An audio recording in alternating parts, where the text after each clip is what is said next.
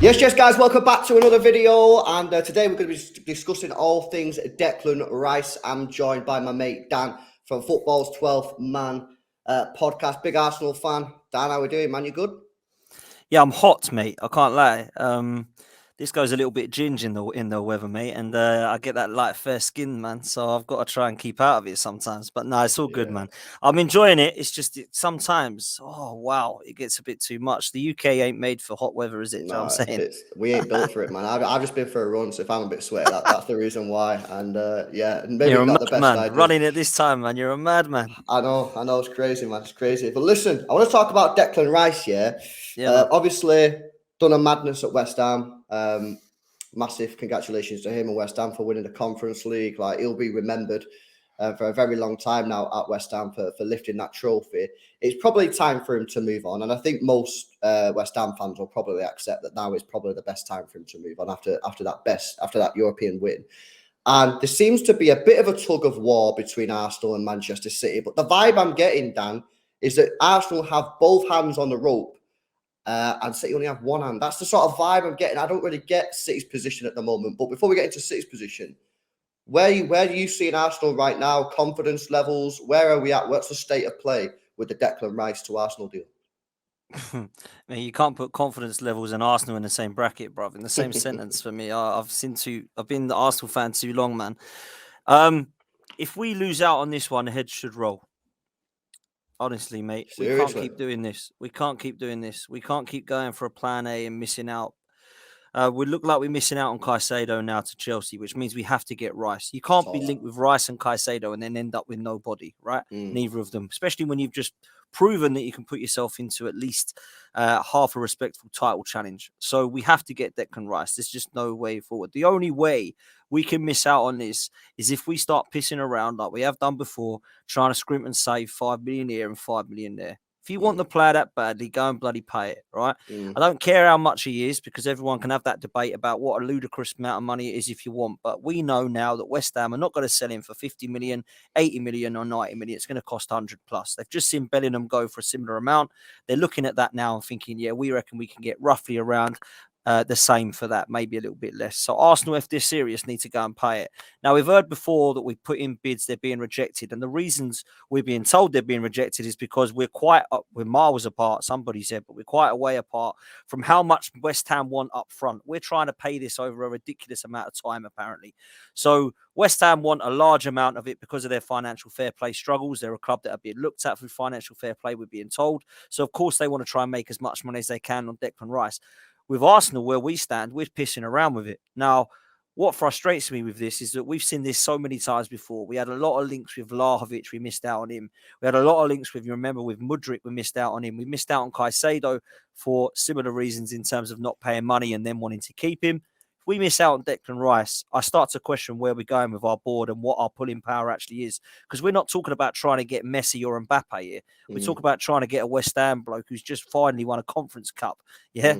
So if we can't attract Brighton players like Caicedo and West Ham players like Declan Rice, I do start to worry. I'm quietly confident that we can come to some form of agreement. And there's a lot of rumours here in my end that Man City ain't really interested. And West Ham are saying that they are, to try and panic Arsenal into a buying him quickly. Now, I don't know if that's true or not, Lewis, if I'm honest with you either.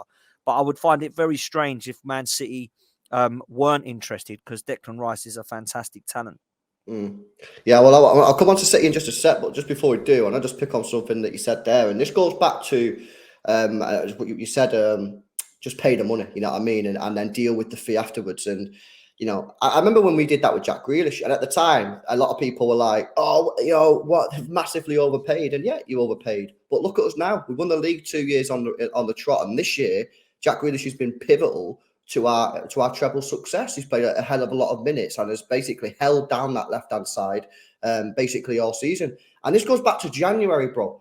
And I don't want to sort of bring back last season, because I know you might be still a little bit hurt about it. But this comes back to January. And if I just take off my City hat, yeah, and just look at this from a neutral, I still don't understand why Arsenal didn't go out in January when they were in the lead of the title and just go bang, bang, bang, and just go and get 2 or 3 players. Oh, maybe not 3, maybe 2 players in that can come in. And yeah, you might have to overpay, but you get them in there and it improves your squad. And then maybe, who knows, you could have gone and won the league. And again, I think you will sign Declan Rice. But if you, like you said before, if you do fumble this, I think huge question marks have to be asked about the people running that football club, because he's one of the best prospects in football. He's still a prospect. He's still only 24, so he's not even like anywhere near his prime.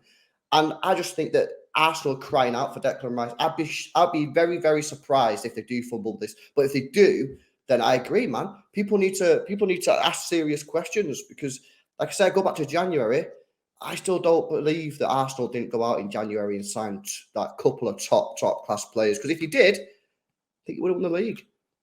Listen, I couldn't agree more with everything that you've said. And I do think there are slight concerns over Edu and Mikel Arteta's pulling power together. Now, we still don't really understand where to point the fingers. Some people point it at the Cronkies. Give us the money. Why are we not allowed to go and spend 100 million on Declan Rice? Give us 100 million. Boom.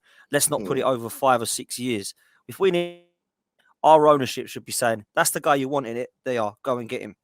Some people say it's not the Cronkies. They've spent loads of money.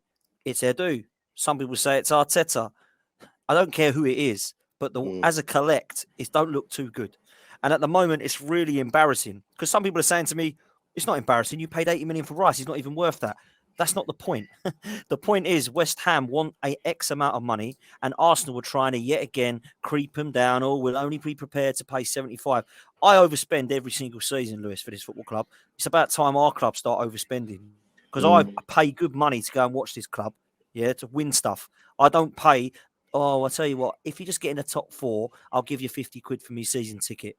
That's maybe what we should be doing as fans, if that's the way they want to play it, right? So I want to go in and see us bringing Declan Rice in. Now, you talk about January. We tried to get Mudryk. We tried to get Caicedo. It didn't work out.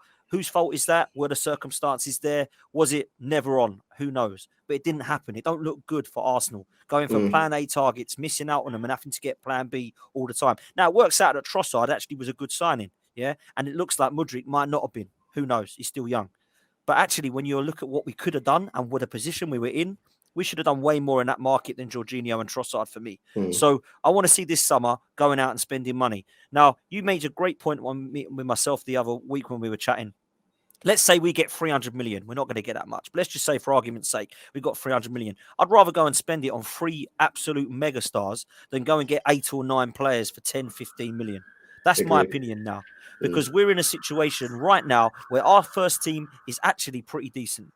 But we have poor players that come in. You know what it reminds me of, Dan? Do you remember that year? I don't know, you'll know the year. Do you remember that year that Arsenal were in a pretty decent position and you went for Luis Suarez and you fucked around with the transfer fee? Yep. I still to this day believe that if Arsenal would have just paid the cash, whatever it would have been, and got Luis Suarez, you probably would have gone on and won the league. And then your team just sort of declined after that. And Arsenal, for me now, are at a similar position in the sense that if Arsenal can get 3 big players in, I'm talking big world-class players or players that are exceptionally good, they could go on and win the league next season. If they fuck around and get Declan Rice and then get 2 or 3 other players, I've seen the Havertz one. That don't impress me much, you know what I mean? To quote Britney or whatever she's called. Shania Twain, man. Shania Twain, come on. Is it? Nah, I feel like Arsenal are sort of, is history repeating itself? And I just don't get it, because for me, Dan, football's a simple game. Yeah, it's a simple game. You've got a great team, go and improve it. And not as a City fan, I'm not really that bothered, obviously, but as a neutral, as someone who just likes football, I look at Arsenal, and this is why I said to you on the last time we spoke that I have some concerns, and I am a little bit worried for Arsenal as a sort of just a football fan in general, because I don't know if they've not shown me any evidence that they know that they need to go out this summer and just go bang, bang, bang, bang. You know what I mean? And I worry. Looking at the Kai Havertz thing, I'm thinking, what the fuck's going on? Well, I mean, on that, let's not even go down that route, man. I don't want him. Let's just push it there. I don't want him, and that's where that stops. But let me ask that in 2 ways. 13-14 season, you're talking about Luis Suarez, £40 million release clause. We offer £40 million. Embarrassing, absolute embarrassment. You go and win the league. Liverpool get close to you because of who? Luis Suarez. We add Luis Suarez to Olivier Giroud is the only player we've got in this time in our history, by the way, right? At that time, he can go on and do what we do. We were top of the league in January and we fell away. Now, Luis Suarez prevents us from falling away, in my opinion, right? Now, who's been the consistent common denominator in that period? The Kroenkes.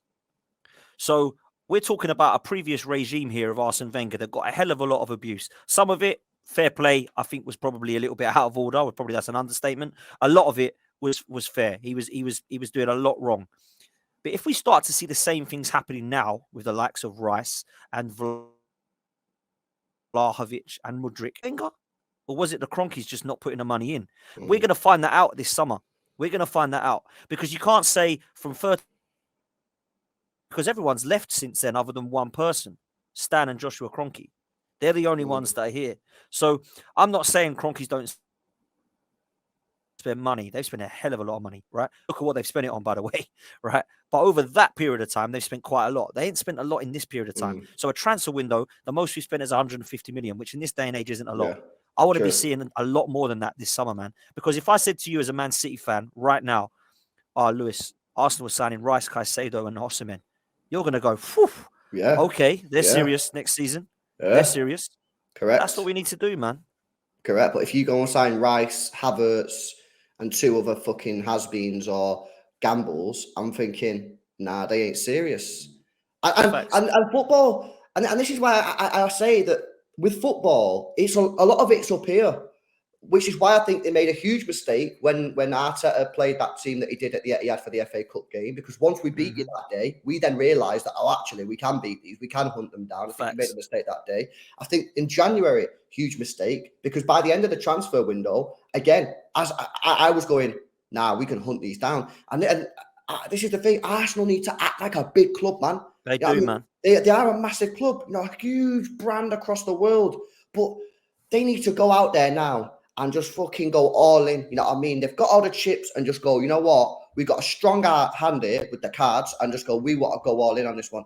And I don't know whether they're going to do that. If they go out there and sign 3 players of that caliber, boom, worried. And you know what? I think I laughed at you last time that you said we could go far in the Champions League. But the more I think about it, the more I'm looking at the teams, the more I'm thinking, yeah, if Arsenal strengthen properly, they could go far. They could get to the quarters, semi-finals, maybe. Who knows? But I don't know, man. Evidence ain't really there. Just quickly on Rice to City. I'm a bit iffy on this one. I don't think we're going to get him. I do think he'll sign for Arsenal. And if we do get him, it's going to be very interesting because I don't know where he's going to play. Is he going to play in the Gundogan position? Is he going to play as a two CDMs with Rodri as a double pivot? Will he play as a centre-back like John Stones and go into midfield? I don't really know exactly what he's going to do. I don't think City are going to go in for him. But the problem is I don't know who City are going to go in for. And as I say, I've been saying this for months and months and months, bro. I think there's a massive talent drain in football, which is why I think there is. Transfer fees are so high. I think that's something that no one's really talking about. But yeah, I don't really see Rice to City, but we'll see. I think he will sign for you. Confidence levels, you said at the start, you can't really have confidence levels with Arsenal, which I understand, to be fair. But surely he's joining, man. It's an extra 10 million, isn't it?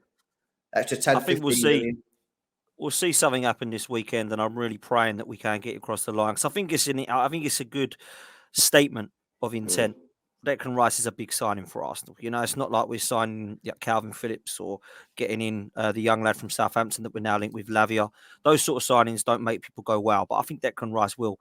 I think he's left on a high at West Ham, and I think he's full of confidence, and I think he's got a lot of qualities on and off the pitch. So I think it would be a great signing for me. I think if he was to come to Manchester City, it'll be interesting what happens with Gundogan, Bernardo Silva, and the signing of Kovacic. Is there room for all of these players in midfield? Maybe, because Pep does that. He rotates. But for me, I think he's got a great chance of playing every single minute of football at Arsenal. So I hope that we get him, man. I really do. Yeah, man. It's going to be an interesting one. Look, guys, hope you enjoyed that. Make sure you subscribe to Dan's channel, Football's 12th Man Podcast. Put the links in the description and the title and that so you can go and subscribe. And maybe we'll do some more shows. I'm actually going to go on Dan's channel. Is it a weekly thing that you said? A weekly? Yeah, weekly Race for Europe show. So I've got all the guys on my channel all from a Premier League club. So I've got 20 people now that come on throughout the week, and I break it down in the format of that. So Lewis is going to be repping Man City from the new season, man, and coming on in the summer talking transfers and debates. So I look forward to having you on, bro. Yeah, looking forward to it. Guys, hopefully you've enjoyed it. Make sure you smash a like on the video if you're not done so already. Make sure you subscribe to the channel. And guys, we'll catch you in the next one. See you later.